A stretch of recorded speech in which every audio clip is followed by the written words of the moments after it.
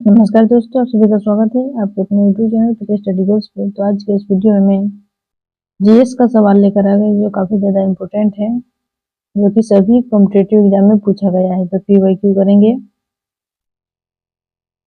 History का question करेंगे और टॉपिक वाइज करेंगे, चैप्टर वाइज। तो चलिए आपको स्टार्ट करते हैं। आपको फर्स्ट नंबर क्वेश्चन से। पहला नंबर क्वेश्चन क्या है? पहला टॉपिक है प्राचीन भारत का इतिहास। इससे करेंगे जो कि सैंधव सभ्यता से। तो इसका क्वेश्चन कौन सा पूछा है सो देखिए।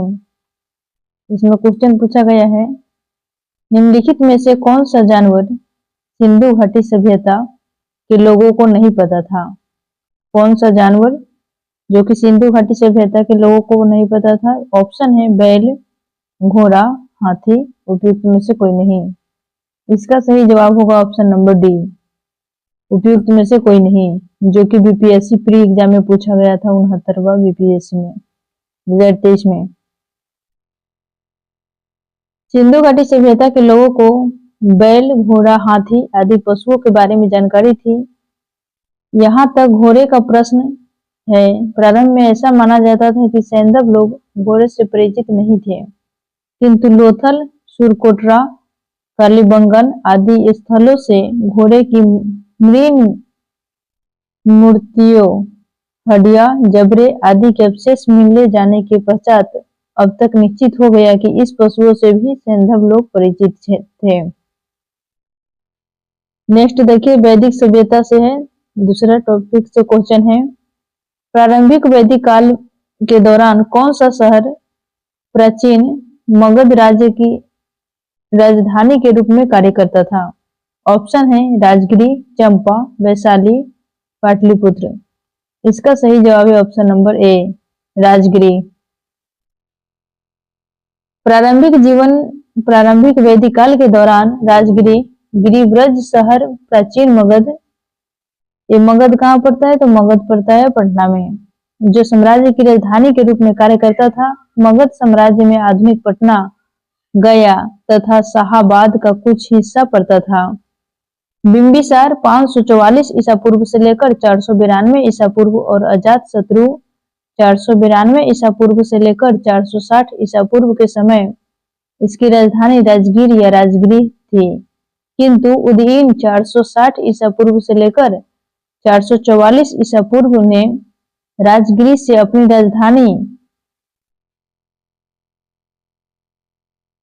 राजधानी पाटलिपुत्र या कुसुमपुर स्थानांतरित की। शिशुनाग वंश के शिशुनाग 412 ईसा पूर्व से लेकर 394 ईसा पूर्व ने पाटलिपुत्र से राजधानी स्थानांतरित करके वैशाली को मगध साम्राज्य की राजधानी बनाया, किंतु कालांतर में कलाशोक 394 ईसा पूर्व से 366 ईसा पूर्व पुनः पाटलिपुत्र स्थानांतरित कर लिया और मौर्य साम्राज्य तक यही राजधानी बनी रही। नेक्स्ट है बौद्ध, जैन और भागवत एवं शैव धर्म से क्वेश्चन है। तो इसका क्वेश्चन क्या पूछा गया है? तो इसमें देखिए, बोधिसत्व पद पानी की पेंटिंग स्थित कहाँ है? पेंटिंग जो स्थित है वो कहाँ पे है? ऑप्शन है बाघ में, एलोरा में, अजंता में, बदामी में। इसका सही जवाब है ऑप्शन नंबर सी, अजंता में। जो कि देखिए, बोधिसत्व पद पानी की पेंटिंग अजंता की गुफा में स्थित है। संस्कृत में पद्य पानी का शाब्दिक अर्थ होता है कमल धारण करने वाला होता है।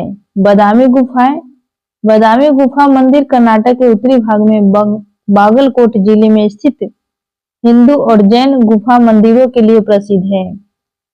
एलोरा गुफाएं हैं, ये दुनिया के सबसे बड़े रॉक कट हिंदू मंदिर गुफा परिसरों में से एक है, जिसमें 600 से 1000 ईस्वी की कलाकृतियां है। नेक्स्ट क्वेश्चन है, चौथा नंबर क्वेश्चन है, भारतीय कला में स्तूप, चैत्य और विहार का निर्माण निम्नलिखित में से किससे संबंधित है?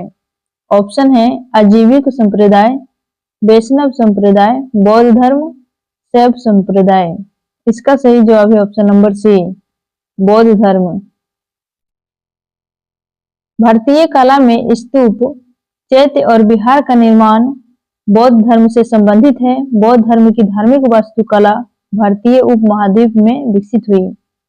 चैत्य बौद्ध पूजा स्थल है, जबकि विहार बौद्ध भिक्षुओं का निवास स्थल होता है।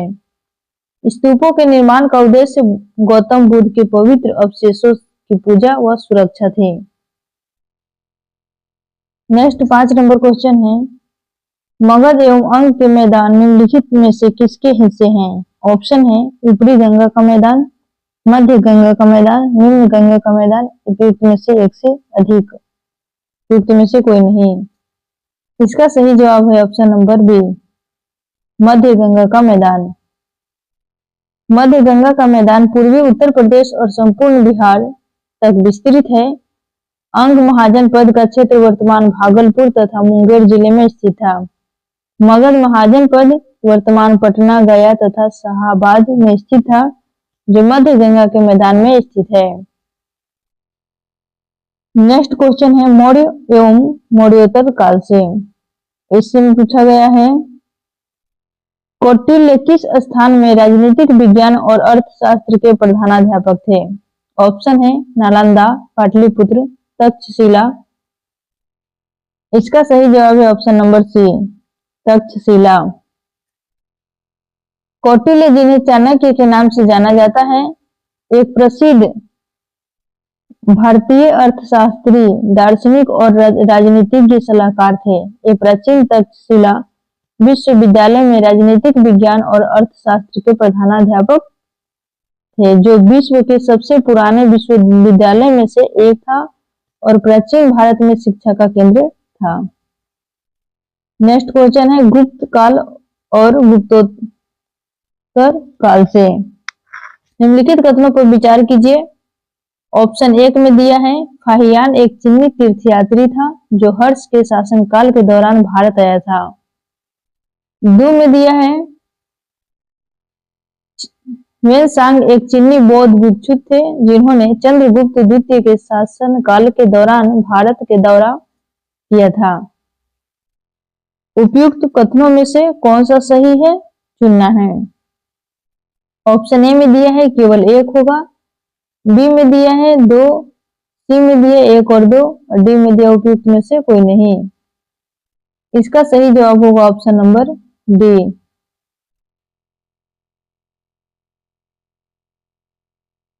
ऑप्शन नंबर डी होगा, उपयुक्त में से कोई नहीं। फाहियान एक चीनी बौद्ध तीर्थ यात्री था जो चंद्रगुप्त द्वितीय के शासनकाल के दौरान भारत आया था। पाटलिपुत्र शहर में फाहियान ने लगभग 3 साल का संस्कृत का अध्ययन किया। ह्वेनसांग एक बौद्ध भिक्षु था जो राजा हर्षवर्धन के शासनकाल में भारत आया था। उसने कश्मीर, सियालकोट, कनौज तथा नालंदा में हीनयान और महायान बौद्ध धर्म का अध्ययन किया। अंततः कोई भी कथन सही नहीं है, इसलिए इसमें कोई नहीं सही है। नेक्स्ट देखिए 8 नंबर क्वेश्चन है, चीनी स्रोत के अनुसार श्रीलंका के शासक मेघवर्मन ने गया में बौद्ध मंदिर बनाने की अनुमति के लिए निम्नलिखित में से किस गुप्त राजा के पास एक मिशनरी भेजा था? ऑप्शन क्या है, सो ऑप्शन सुनिए। ऑप्शन है चंद्रगुप्त प्रथम, समुद्रगुप्त, चंद्रगुप्त द्वितीय, इनमें से कोई नहीं। इसका सही जवाब है ऑप्शन नंबर बी, समुद्रगुप्त। चीनी स्रोत के अनुसार श्रीलंका के शासक मेघवर्मन ने गया में बौद्ध मंदिर बनाने की अनुमति के लिए गुप्त शासक समुद्रगुप्त के पास एक मशीनरी भेजा था। नेक्स्ट 9 नंबर क्वेश्चन है, विविध प्रश्न। प्राचीन भारतीय धातु कर्म का आचार्य लौह स्तंभ स्थित है, तो कहाँ पे स्थित है? ऑप्शन है पुणे में, दिल्ली में, लखनऊ में। इसका सही जवाब है ऑप्शन नंबर बी, दिल्ली में। प्राचीन भारतीय धातु कर्म का आचार्य लौह स्तंभ दिल्ली में मेहरौली में स्थित है। तो दिल्ली में कहाँ स्थित है? तो मेहरौली में, जो कि टीचर के एग्जाम में पूछा गया था 1 to 5 में क्वेश्चन 24 में। इसका निर्माण संभवतः चंद्रगुप्त विक्रमादित्य ने कराया था। गुप्त काल में लौह निर्मित इस स्तंभ में आज तक जंग नहीं लगी है, जो उसके उत्कृष्ट निर्माण कार्य को प्रदर्शित करता है। नेक्स्ट क्वेश्चन देखिए 10 नंबर क्वेश्चन है, खीर भवानी मेला कहाँ आयोजित किया जाता है? ऑप्शन है पंजाब में, राजस्थान में, जम्मू कश्मीर में। इसका सही जवाब है option number C, Jammu Kashmir में। खीर भवानी मेला प्रति वर्ष ज्येष्ठ अष्टमी को जम्मू कश्मीर में मनाया जाता है। यह कश्मीरी हिंदुओं के सबसे प्रमुख धार्मिक उत्सवों में से एक है। जम्मू कश्मीर के प्रमुख मेले झीरी मेले, पूर्वमंडल मेला, चैत्री चौदस, बहु मेला और लोहड़ी जैसे प्रमुख मेले व त्योहार है। नेक्स्ट क्वेश्चन है, राजनीति की प्रारंभिक पुस्तक नीतिसार किसके द्वारा लिखी गई थी? ऑप्शन देखिए, ऑप्शन है कौटिल्य, कामनंदक, चरक, इनमें से कोई नहीं। इसका सही जवाब है ऑप्शन नंबर बी, कामनंदक। राजनीति की प्रारंभिक पुस्तक नीतिसार के लेखक कामनंदक है। यह पुस्तक कौटिल्य के अर्थशास्त्र पर आधारित है। इसमें प्राचीन भारत की राजनीति, कूटनीति और राजकीय परिदृश्य का वर्णन किया गया है। यह पुस्तक गुप्त काल में लिखी गई थी। नेक्स्ट क्वेश्चन है, सूचियों को सूची 2 से मिलाना है। ऑप्शन है चरक, ब्रह्मगुप्त, वराहमिहिर, विशाखदत्त। तो चरक क्या थे? तो चरक थे चिकित्सा, ब्रह्मगुप्त एक गणित थे, वराहमिहिर एक क्या थे? तो ज्योतिष, विशाखदत्त एक नाटककार थे। तो हो जाएगा 2, 1, 4, 3। ऑप्शन देखिए क्या है, कौन सा ऑप्शन है? 2, 1, 4, 3। तो इसका सही जवाब होगा option number A,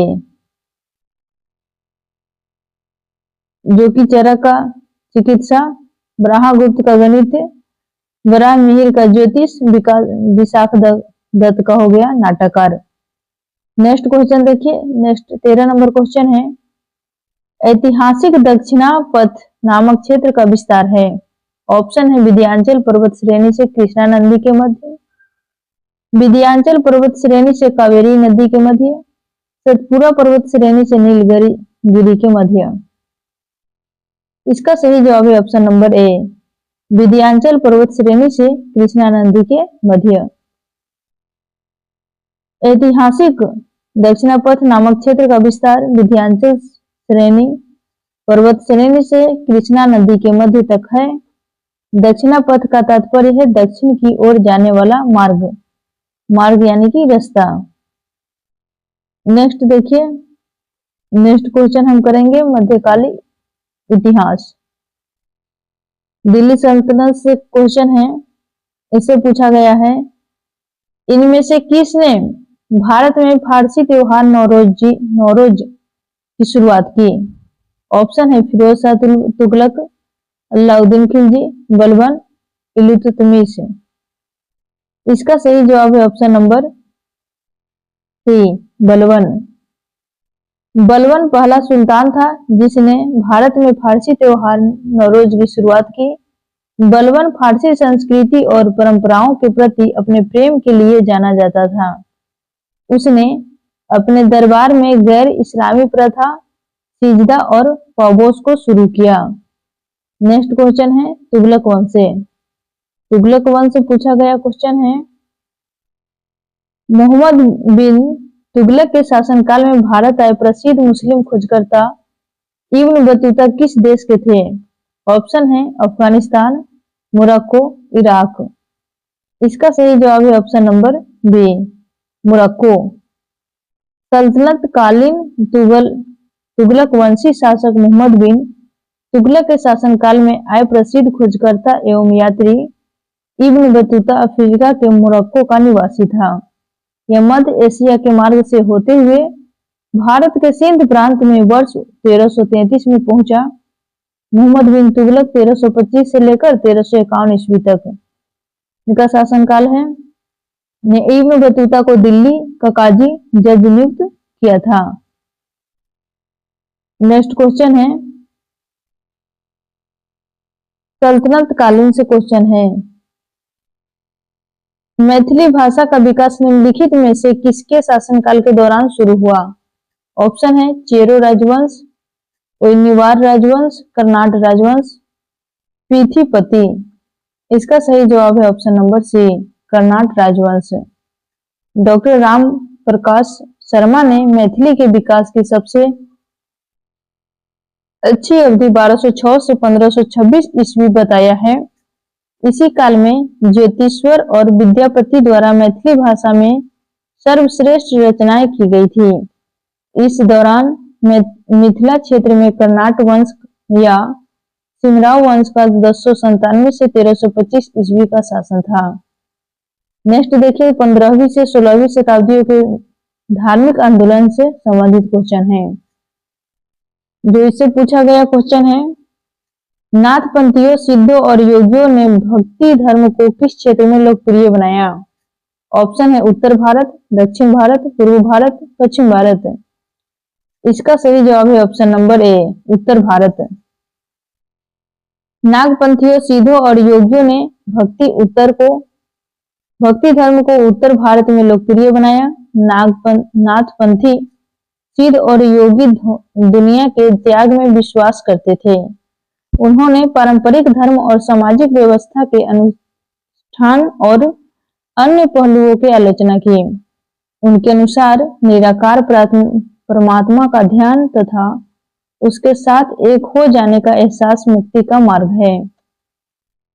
next question है, मुगल साम्राज्य प्रशासन व वित्त व्यवस्था, संस्कृति एवं कला से पूछा गया क्वेश्चन है। इससे कौन सा क्वेश्चन पूछा है तो देखिए, फुतुहात ए आलमगीरी किसके द्वारा लिखी गई थी? ऑप्शन है ईश्वरनागर, भीमसेन, हरिदास। इनमें से कोई नहीं। इसका सही जवाब है ऑप्शन नंबर ए, ईश्वरनागर। ये जो फुतुहात ए आलमगीरी पुस्तक जो लिखी गई थी, ये ईश्वरदास नागर द्वारा लिखी गई थी। इसमें 1698 ईस्वी तक के औरंगजेब के शासनकाल के कुछ महत्वपूर्ण घटना शामिल है। नेक्स्ट 6 नंबर क्वेश्चन है, निम्नलिखित में से किस बंदरगाह को मुगल काल के दौरान बाबुल मक्का यानी कि मक्का का द्वार कहा जाता था? ऑप्शन है कालीकट, सूरत, कैम्बे, ब्रोंच। इसका सही जवाब है ऑप्शन नंबर बी, सूरत। सूरत बंदरगाह को मुगल काल के दौरान बाबुल मक्का का द्वार कहा जाता था, क्योंकि मक्का की तीर्थ यात्रा सूरत से शुरू होती थी। सूरत गुजरात का प्रमुख शहर है। यह अपने वस्त्रों के लिए जाना जाता है। मध्यकाल के दौरान यह एक महत्वपूर्ण बंदरगाह था। इसे पश्चिमी एशिया के प्रवेश द्वार के रूप में भी जाना जाता है। नेक्स्ट क्वेश्चन है,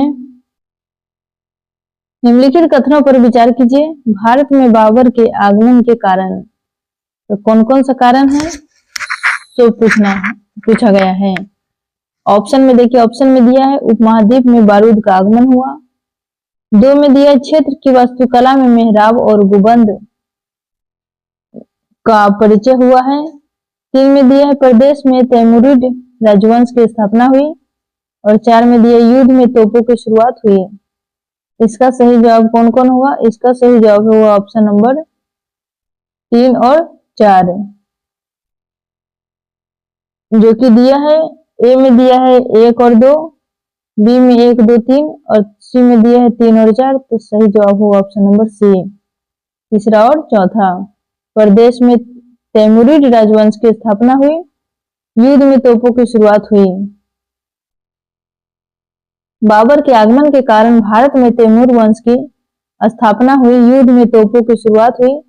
क्षेत्र की वास्तुकला में मेहराब और गुंबद दिल्ली सल्तनत के स्थापना के पश्चात प्रारंभ हुआ। बाबर का जन्म 14 फरवरी 1483 ईस्वी को मध्य एशिया के फरंगना नामक स्थान पर हुआ था। बाबर ने काबुल पर अधिकार करने के बाद भारत पर 4 बार आरंभिक आक्रमण किए। नेक्स्ट क्वेश्चन है मराठा राज्य और संघ से। इससे क्वेश्चन पूछा गया है, अष्टप्रधान मंत्री परिषद थी।